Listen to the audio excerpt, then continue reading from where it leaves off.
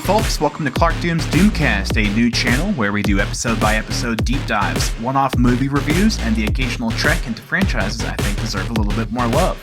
On today's episode, we're going to be walking through the Orville, Season 3, Episode 9, Domino, and discussing all the awesome stuff that we were treated to this week. Let's go ahead and dive in. So we open up on the Krill homeworld, and it's raining and moody, and Talea's standing on her balcony, I believe it's outside of her office, and she's notified of some Mocklins arriving. It seems the Krill and the Mocklins are considering an alliance, because the Mocklins are worried about the Kalons advancing, and they see the Krill as a logical ally. The Mocklins, however, are demanding that they lead the alliance because Talea is a female, and she orders the alliance be a partnership or, no partnership at all. I do think it's interesting that the Mocklins have to go to a female leader because they've burned all their bridges. I get the sense the show is trying to make a commentary that outdated misogynistic beliefs are doomed to die out, or essentially the misogynists are going to run out of allies eventually. I also think the show is making a commentary that religious politicians are okay with supporting things they don't personally agree with, like the female leader of the Krill putting up with the woman-hating leader of Mocklus. And they're doing this, as long as the greater priorities are taken care of in their mind, like security or safety, for instance. So we then get the Season 3 opener, and we move back to a scene with the Alliance, and we see a decent-sized defensive fleet put together outside of Earth. And another fleet of Kalons are approaching. Isaac and Ensign Burke are prepping a device, and based off what's going on over the comms, there's about 60 ships on the Kalon side that have warped in. The device ends up firing and immediately destroys all the Kalon ships in the vicinity, and the fleet is just totally awestruck at this. And I really liked Mercer's reaction and delivery after using the weapon. Isaac asks if they were successful, and Mercer responds with, yes, Isaac, you could say that. And it's very Trek, feeling to have a captain who cares so much about the idea of peace. So, kudos to you, Seth. Also, the debris scene just looked awesome. Everything in this show seems to always look really, really great. But I thought it was a cool scene with the debris and you seeing the planet in the back there. It just looked awesome. We then cut to the Alliance headquarters on Earth, and the senior bridge crew are meeting with the Admiralty. We learn that the weapon could be deployed at an unlimited range, assuming there's enough power.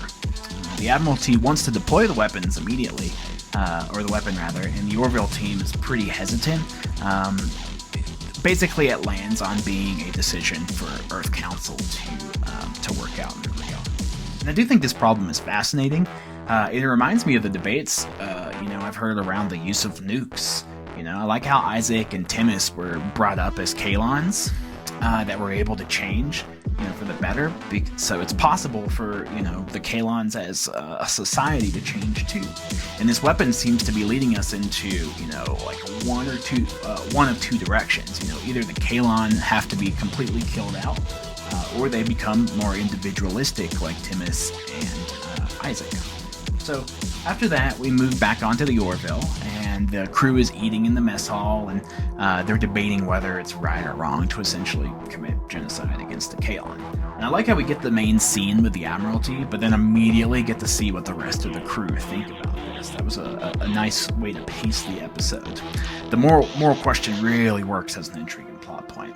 And at this point in the episode, I did feel that Ensign Burke was being a bit too negative, and I wasn't sure why the show is, letting her get away with spewing so much hate all the time. More on that later. We then move to a conference room, and Admiral Halsey is letting Grayson and Mercer know that the council decision is that the Orville is to travel to Kalon and let them know that, hey, they either need to surrender or the Alliance is going to use this new weapon. So we cut to the Orville approaching the Kalon homeworld, and they're greeted by a fleet of Kalon ships, and the Orville tries to hail them. The Kalon ships don't respond, and they end up charging their weapons and start firing on the Orville, so they're obviously forced to use the new weapon. It works, so they charge the planet, and they have to use it again one more time when another fleet comes forward. Kalon Primary, after that, gives them hell and eventually gives them landing coordinates once they've made it through. And the Orville starts heading down to the planet. Now, the Kalon approach music started at this point, and it looked and sounded so cool. Seriously, the orchestra is firing in all cylinders here. Especially love the big brass sound they lend to the Kalons. It reminds me of the Empire in Star Wars, at least musically. It's really big and alien. The away team meets Kalon Primary and gives their terms of surrender. The Kalon accept, but bring up they're going to continue to look for a weakness in the weapon. Essentially, it's saying that this is a temporary piece, the episode, not a long-lasting piece just yet. I really loved when Kalon Primary used Isaac as an example that there would be a way to stop the new weapon. He basically says, there's always a weakness. I mean, your existence is proof of that. And I thought that was a straight burn on the part of Kalon Primary. Great writing there. We then move back to the Orville, and they're in a cabin on Earth with Gordon and Charlie singing a song. The crew is celebrating a step towards galactic peace now that the Kalons have surrendered. We learn that this is a real cabin and not a hologram, and it was basically Grayson's dad's old place that she inherited, and she really enjoys coming there for this thing. Quick side note, at this point in the episode, I'm thinking, why the heck is Charlie singing right now? I mean, she's literally the character we're not supposed to like or agree with. At least that's how I'm feeling at this point in the episode and the season. So that did feel a little bit odd. So I think with how this episode ends, though, my opinion shifted a little bit on this scene, but we'll talk more about that later. I just wanted to bring it up now in the context of the timeline of the episode. Also, I haven't really cared about the nepotism criticisms previously, but I mean, it definitely felt a little cringe, this scene, thinking about that. I'll see that the ending of this episode does change my outlook a bit, but in the moment, I felt it was a little bit much. So, anyways, I'll move on from that piece. We'll discuss Hinsenberg a little bit later. We then get a scene where Charlie is telling Mercer that we should have wiped out the Kalon when we had the chance. He's stressing that they didn't force some great awakening on them, we forced their hand in surrendering. We get the feeling that she's not sure if sticking to the Alliance's morals will keep the Alliance safe, basically. We then get a scene where the weapon is being stolen by, I guess, traitors or mercenaries, or maybe Kalon in disguise. I know we learn who they are later, but at this point in the episode, I wasn't sure who they were actually working for or not. We then move back to the cabin, and Grayson and Dr. Finn are having morning coffee and watching the sunrise on a new era, as they say. And Grayson is feeling really relieved, and hopeful about the future. Admiral Halsey comes over the comms and lets Grayson and Finn know the device has been stolen, and basically to get Mercer up so they can all breathe. We then see a shuttle, see the shuttle that stole the weapon, arriving at a destination in space with a Moclan and a Krill ship. Admiral Perry walks in, and I guess, he's a traitor now. He's given the weapon to the Moclans and the Krill to destroy the Kalon, but he doesn't agree with the Alliance's decision, and is worried about losing the tactical advantage they have now. He also says he's going to turn himself in when he gets back to Earth. I guess it's nice that they're going against the whole evil admiral trope. I mean, they had to go in there for a second, but that's one thing in Star Trek that can get a little old. I mean, is literally every admiral a bad dude? Why is this hopeful, progressive organization like Starfleet being run by a bunch of evil dudes? That's always how I felt whenever we get admiral scenes in Trek for the most part. So it's cool that this show is going against that. Talea doesn't want the Moclan and Krill alliance revealed just yet, so she ends up killing Admiral Perry by blowing up a ship as he attempted to leave the area. So that'll be the end of that character. We move back to the Orville, and the crew is learning about Admiral Perry's treason. They head toward the location the device was taken to by tracking the shuttle that was stolen, and their scans reveal evidence of Krill and Moclan ships. So the Alliance knows at this point about their alliance. Bortus, now knowing about the device being in Moclan hands, lets us know about Dr. Kalba on a planet called Draconis 427, and he says that this is the greatest Moclan scientist to ever live. And he believes that this would be a logical person to look for, since they don't have Isaac or Charlie to arm the weapon, and they'll need someone smart enough to handle it without them. So the Orville heads to Draconis 427, and they observe that the weapon is being hooked up to a giant power core. And this leads the Orville, to reach out and set up an alliance with the Kalon, and they mount a joint offensive to go retrieve the weapon. So after this alliance has been formed, the Earth Alliance fleet meets up with the Kalon fleet, and I'll pause and say the music was just slapping as the Kalon shuttle arrives on the Orville. Like, let's take just a moment and listen up for a moment.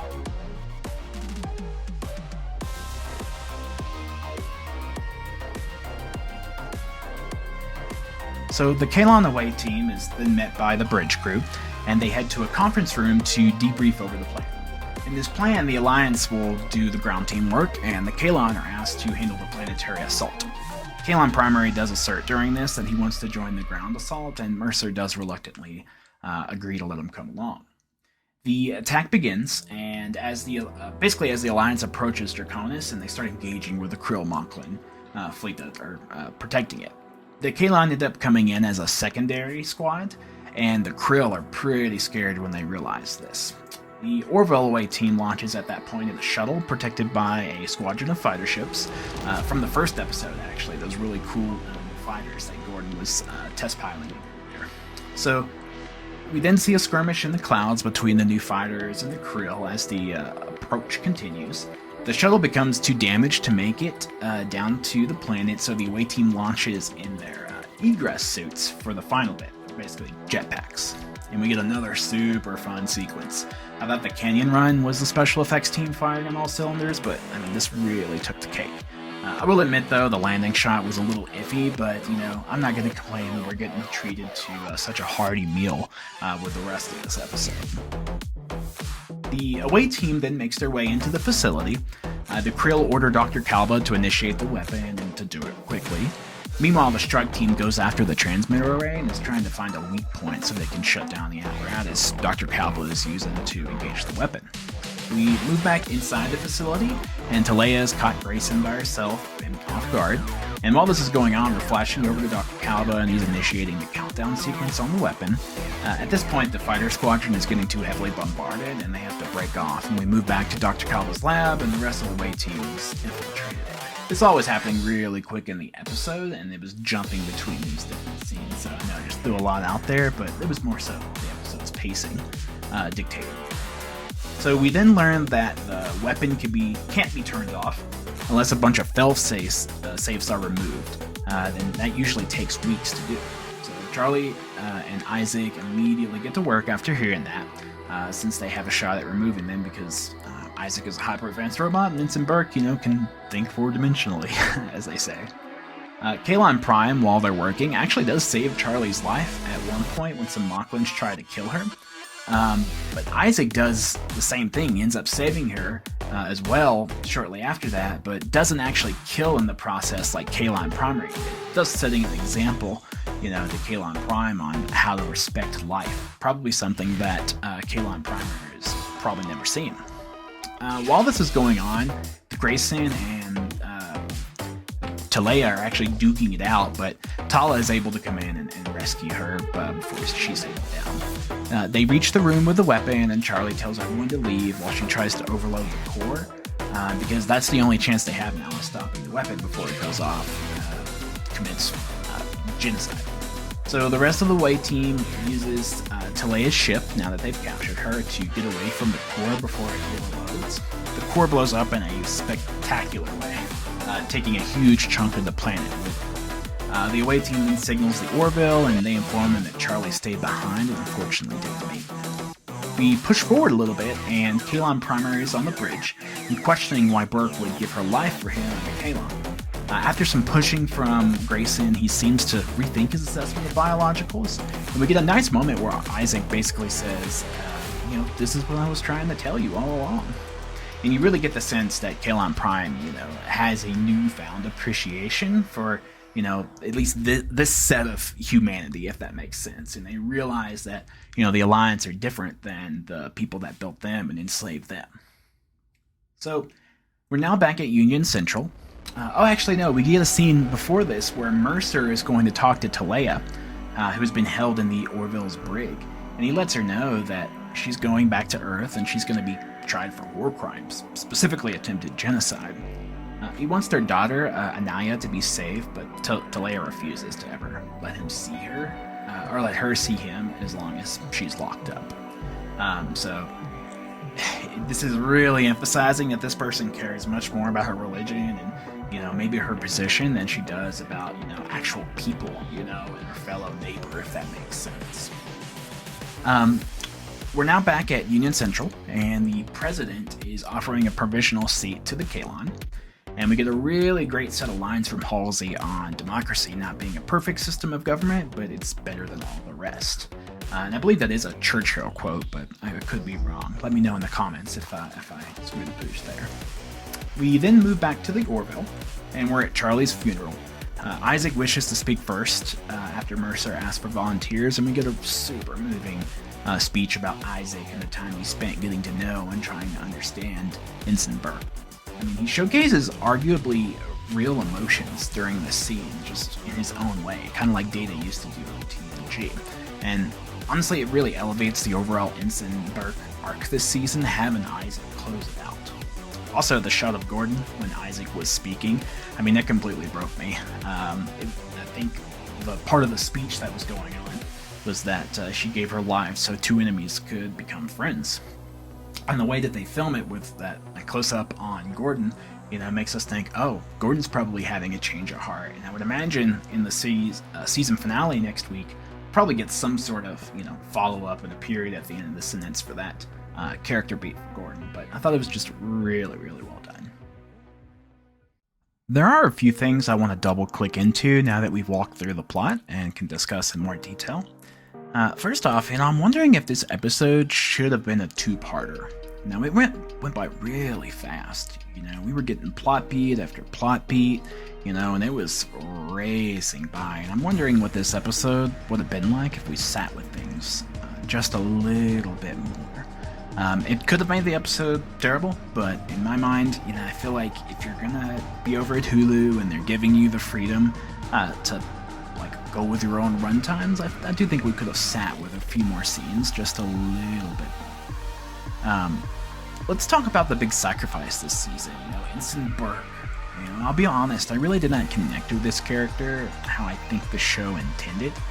I get that she wasn't around in seasons 1 and 2, so we needed to focus more time on her development, but up until the most recent episode, almost all of her scenes felt a little bit forced, and using her to voice opposition to Isaac, a character everyone loves, makes sense, but it also pits us against her, and we're not necessarily rooting for her viewpoint, to become more prevalent. A good example of how this plays out is when she was doing the whole "just go" speech at the end. Her delivery matched the tone of the scene, but since I haven't been in her camp so long, it came off as hammy, or maybe a bit over dramatic.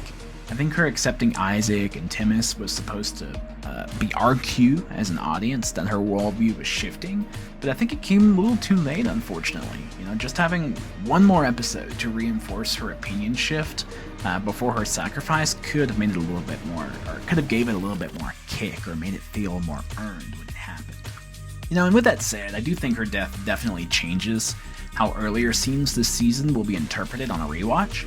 Isaac's speech at her funeral really, really worked for me, and it wouldn't have if I didn't buy into her arc in some sort of capacity. So I do think that from a rewatch perspective, I might get a little bit more out of this. I was going to talk about her singing in the cabin being a bit too much, but considering how the episode ends, I think having that extra bit of humanity from her helps emphasize her sacrifice just a little bit more. I could have done without the whole thinking fourth dimensionally shtick of her character. I just don't think it added much to her, aside from making her feel more needed in this specific episode. Knowing that she needed this ability to save everyone, this may have been a case of the writers going back and adding that concept to her character, which could explain why it feels a little bit like an afterthought. And I think the last thing I'll say about Ensign Burke for now is I like how her arc was used to bring together the Kalon and the Alliance, and essentially make a commentary on collaboration with your neighbors, whether that's next door or the next solar system over. Through her, we were able to explore forgiveness and the idea of working with those you have a difference of opinion with to make the world a better place. Much like this show handled the topic of forgiveness with Topa and Clyden, I think having representation of those who come from extreme worldviews to a more humane one is something we need to see depicted more. Outside of Vincent Burke, I appreciate how the show has represented religious fundamentalists and what a society with these type of people in power will do, and how they will treat other cultures. I feel that if you have an opinion that literally everything is second to your deity of choice, you can't really be trusted to do but what's best for individuals if you're in power. The resulting society, would be based on irrationality and bending of information to make a specific, to match a specific worldview, and that disconnects you from reality, and something you need to be grounded in to appropriately solve problems and challenges. While we get a lot of contrast between the Krill and the Moclans, I think they are similar in regards to their authoritarian way of administering government. And it's fitting that these two cultures that are doomed to stagnate would have to pair up out of necessity after being extricated from most of the galaxy. And on a similar note, I'm wondering who's going to take over as leader of the Krill if Talea is locked up. Will the Moclans step up? Or will it be another Krill that's even worse than Talea? Or will it be a swerve and, maybe someone gets in power that's not as religious and genuinely wants to make things better between the Krill and the rest of the galaxy? I'm really excited to find out, and I'm hoping we get, some sort of hint next episode before the season closes out. Alright, that was Domino! This episode had a lot going for it, and I really couldn't ask for more in the penultimate finale. I imagine next week is going to be all about setting up a new status quo for what I hope will be a return in Season 4. I don't believe I've heard anything about it being greenlit just yet, so I hope Hulu makes an announcement soon. It would definitely be a travesty for the show to end after only 3 seasons. Honestly, I could see this going on indefinitely if it were handled appropriately. Heck, I'd maybe even watch spin-offs. I'd love to see what McFarlane would do with a DS9 or a Voyager-inspired show, considering how well he's done with the TNG format. But with that, I'll go ahead and give my salutation. Live long and prosper, folks, and come on back for a review of the season finale here next week.